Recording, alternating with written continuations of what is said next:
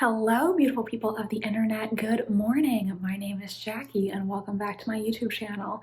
This is going to be the start of a vlog. This is going to be a querying vlog, and you're basically just gonna come along with me today as I send some queries for my historical murder mystery novel nicknamed Project Mayfair. It is a weekday. That's generally when I send queries, but luckily for me, I work from home.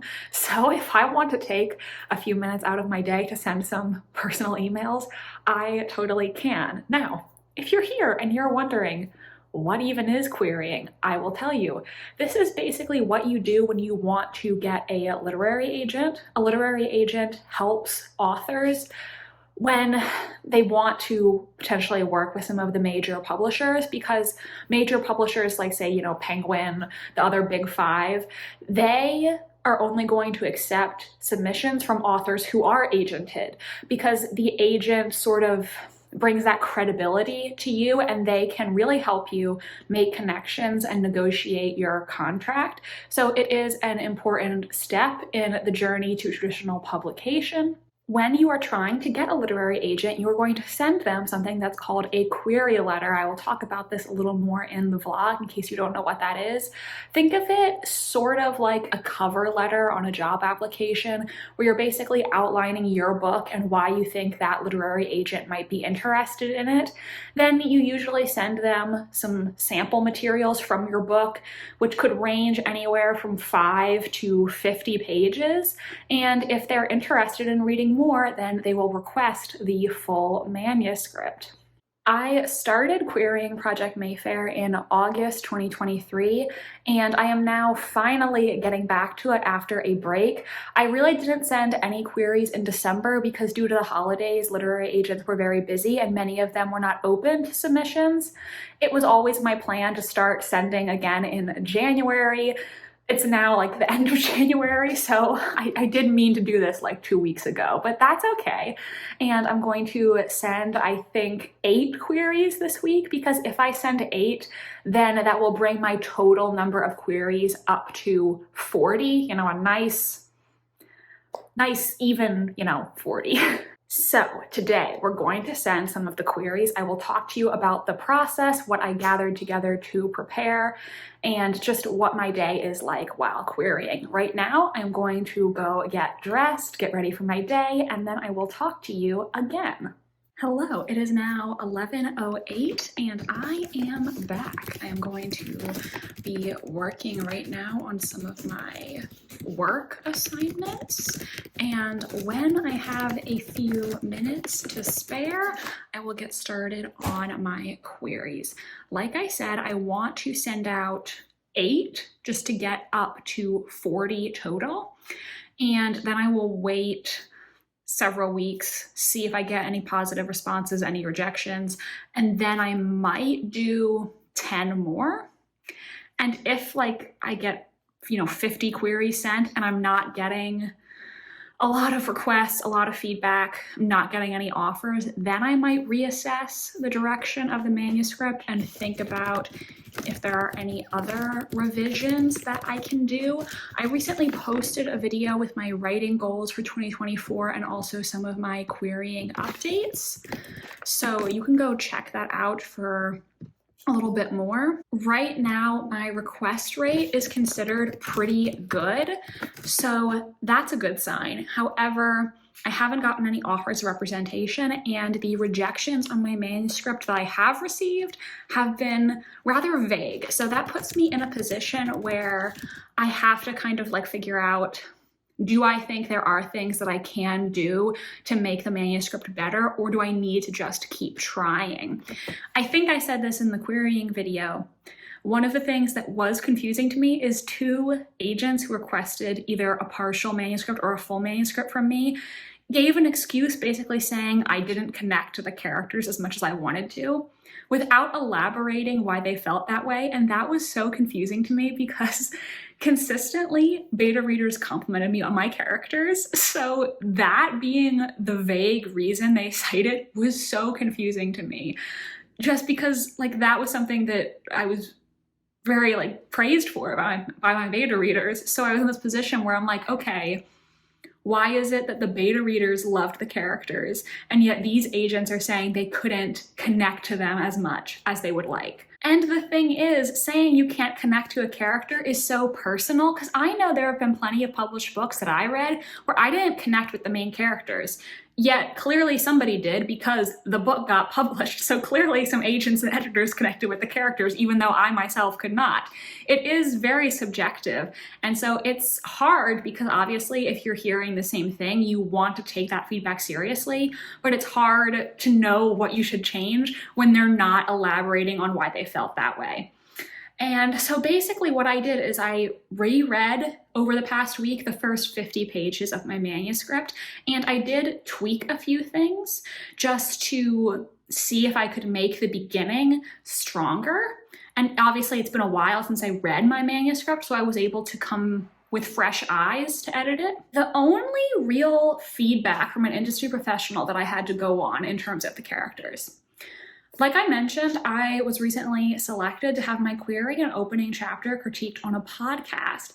And on that podcast, one of the agents made a comment saying that she felt like there were some opportunities to explore my character's thoughts more. Specifically, she pointed to an instance in what was then the opening chapter. It's not the opening chapter anymore. Where another character refers to my main character as being handsome. And she says he has no internal reaction to being called handsome.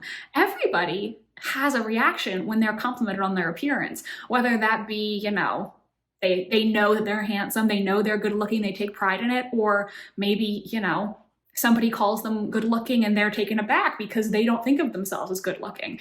She says everybody has a reaction to that sort of compliment, and you don't tell us what he thinks about being called handsome at all.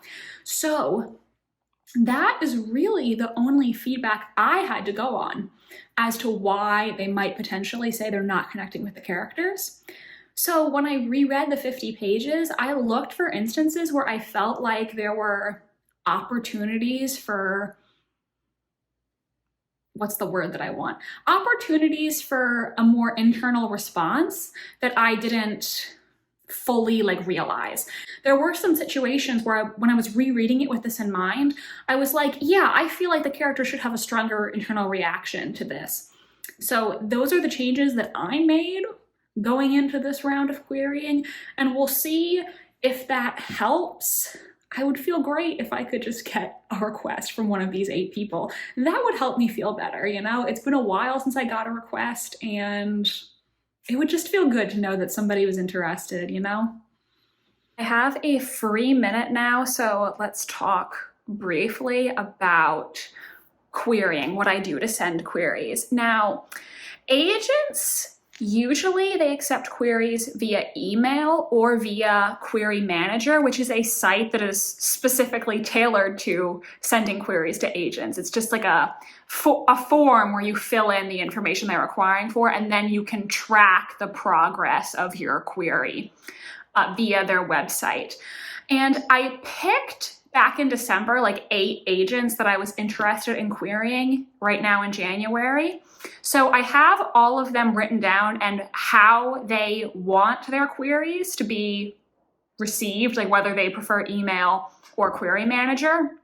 Most of the ones that I'm going to be querying in this batch prefer email, and I have my email drafts already ready to go. I'll read over them and confirm that all the information is correct. I have a Word document in my computer with my query letter. And basically I will just copy and paste it into the email or Query Manager and then personalize it for the agent. I guess I can show you because listen, they read my query letter on a podcast. It's like not a secret anymore, right? You know, you can go hear the entire query letter if you want. But so like, for instance, at the top of the document, I have Dear Agent, and then agent is written in all caps and bolded so that I will remember to swap out agent for that agent's particular name. You obviously want the letter to have some degree of personalization because obviously people like to be addressed personally. They want to feel like you're talking to them specifically and like that they're someone you're genuinely interested in. Because if you just sent a mass email that was totally vague and said, to whom it may concern, and you sent it to 50 people, that's going to be a turnoff because it shows that you really didn't put a lot of time in reaching out to the agents. So I'm just holding it up to the screen so you can only see part of it, but there you go. It says, Dear Agent, and due to your personalized reason, which I can then fill in with the reason why I am querying this agent specifically. Now, should you personalize your query letters? Yes, if you can. If there is a reason why you want to work with this agent, why you think your manuscript would interest them, definitely put that in your query letter. At the same time, if you don't really have anything to say, don't try to force it. Like, for instance, if I was just querying someone because they say they represent mystery, I'm not going to put in my query letter, because you represent mystery, because that's just such a generic reason, you know? So you definitely can put a personalized reason if there is one, but don't force it. Some personalizations that you might add to a query are, you know, because you represent this title, I think you might like. So if they represent another book that reminds you of yours, maybe you heard them on a podcast, you saw them tweet out that they're looking for this specific trope and your book has that trope. So those are some things that I might put in a query letter, but if you don't have anything good to say, that's fine. You don't need to personalize it. It can help you, but like, you don't need to force it. It's not necessary. So today I'm going to try to send at least 4 of my 8 query emails. I will put the agent's name, I will put any personalizations, and then I will copy and paste the materials they are asking for. So I said I would talk a little bit more about what you put in a query letter. Basically, you need to have the agent's name. You have to have your book's title and the stats. Like, for instance, you know, is it adult or young adult? What's the genre? What's the word count? Just so the agent knows, you know, the basics about your book. You will put a description of the book, sort of like the description you would read on a dust jacket, basically just quickly overlaying the main characters and the plot.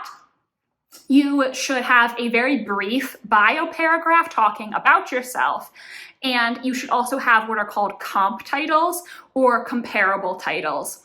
These are 2 to 3 books published in the past 5 years that are similar to your book in some way, and so you think people who like those books may also like your book. They should be fairly recent titles from within the last 5 years or so that have a decent audience, because obviously if somebody is going to represent you or publish your book, they want to know that there is a target audience for that sort of story. You can phrase your comp titles sort of, my book is X meets Y. Or you can say it has this trope like X, but a setting like Y, etc., etc. You can use TV shows or movies as comps, but at least one of your comps should be a book, because you're publishing a book. You're not making a movie, you're not making a TV show, so you can use those as comps, but you need to have a book as well. I think that's all the basic things you need to know about a query letter. Obviously, this is not me telling you how to write one, and I am no expert. If I do end up getting a literary agent, I will make a video where I read my query letter and talk about how I wrote it, but obviously I'm only gonna do that if I actually get an agent, because I'm not gonna give you advice when I haven't successfully queried. I can't tell you how to do something I haven't done myself, you know?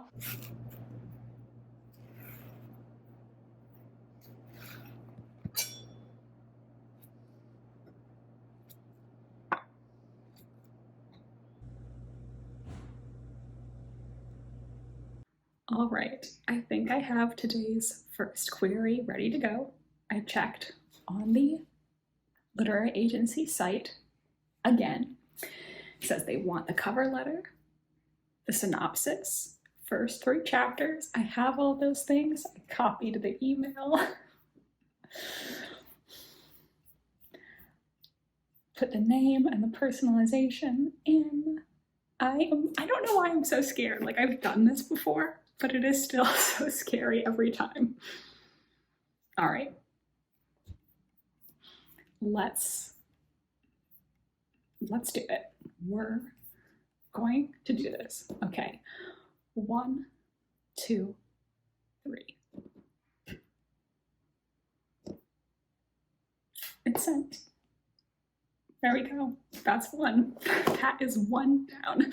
And we'll see if we get a positive response, if we get any response. All right. And this agency did send me a confirmation of receipt, so I got that. I always appreciate that because obviously when you're an anxious person like me, it's nice to know that your email actually went through and, you know, somebody is going to read it. So fingers crossed. Hopefully, you know, get some requests out of these 8 and we'll just see how things go. Actually, this agent that I just queried, I just checked their agency assistant's Twitter before I sent it, and she just like 11 days ago put out a tweet saying they were interested in historical fiction with crime elements, like in the vein of C.S. Harris or Laura Shepard Robinson, which I wrote a historical mystery, so hopefully they'll be interested. And that's it. So I'm gonna try to send 3 more emails today, and I am freaking terrified, you know?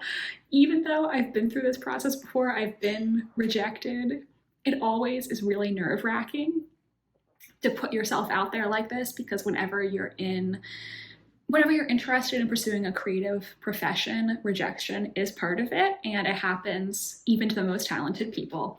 So it's very exciting to be putting yourself out there and like knowing that anything's possible, but it's also scary because you know that rejection is probably coming in some way, shape, or form. At least that's how I feel about it. But we sent 1, okay? We bit the bullet and we sent 1. Hello, it is now the next day and I am here to finish off this querying vlog. I have some footage that I filmed the other day that I thought I would put in here. We were going out, me, my mom, and my stepsister, and we discovered that this like really cute bookish boutique opened up, and it was really cute. They had lots of bookish merchandise. They had for people with longer hair, they had a braid bar where you can pay to get your hair braided like a fictional character, like, you know, the Katniss Everdeen braid. And then after that, we went to the the Bath store bar. They have like a duck themed bar, like a rubber ducky bar. So I just filmed a little bit of that for you to see. Today, I sent out the rest of that round of queries.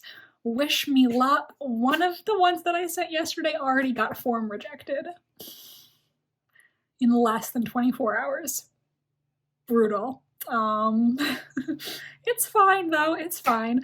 Just send me positive vibes. It's hard, and obviously rejection's normal, but it's never fun, and I am definitely less optimistic than I was at the outset, but like realistically, I know it's way too early to throw in the towel.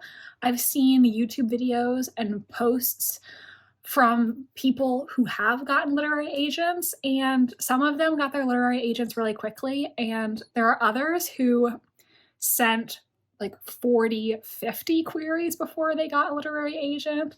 So it's definitely not hopeless for me. It's just, you know, it's obviously hard whenever you're putting yourself out there and, you know, being rejected for something that you're so passionate about. But that's part of being in a creative profession. That's just how it is. Please wish me luck in the comment section. Send some positive vibes my way and hope that I get some manuscript requests soon. Keep your fingers crossed for me and Mayfair. If you liked this video, please give it a big thumbs up. It really does help my channel so much.